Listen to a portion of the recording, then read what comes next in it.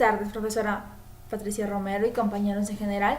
Voy a explicarles sobre el estudio explicativo. Básicamente no es solo describir el problema o lo que se quiere investigar, sino es saber el por qué existe ese problema y en qué fase se da o en qué condiciones se manifiesta el problema.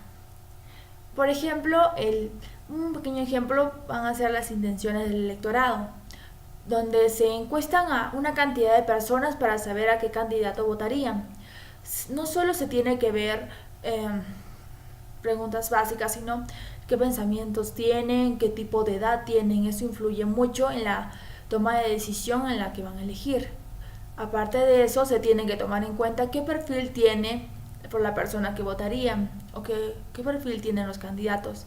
Al obtener resultados, se podrá saber y explicar el por qué votaron por ese candidato, qué propuestas tuvo y por qué motivos convenció a la población de que pudo ganar.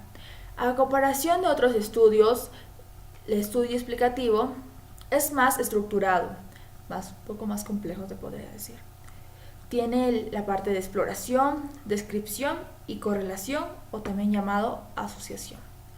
Vamos a leer un poco para saber teóricamente qué significa. El exploratorio se realiza cuando el objetivo es examinar un tema o problema de investigación poco estudiado, del cual se tienen muchas dudas o no se ha abordado antes. Se tiene que tener un tema poco estudiado. Esto puede ser algo específico, como el tema del electorado. En tiempo de elecciones, un poco antes se tienen que tener resultados antes de tener ya las elecciones dadas. Si no, este tema de investigación ya no serviría porque ya hay resultados. Entonces se examina el tema, por qué, y un tema que sea bastante de controversia social, podría ser. El otro, descriptivo. Busca especificar las propiedades, las características y los perfiles de personas, grupos, comunidades, procesos, objetos o cualquier otro fenómeno que someta a este análisis. Como lo expliqué anteriormente, describe el tipo de pensamientos que puedan tener, las características que tiene la personalidad. Influye mucho el pensamiento de una persona adulta a comparación de una persona que recién llegó a los 18 años.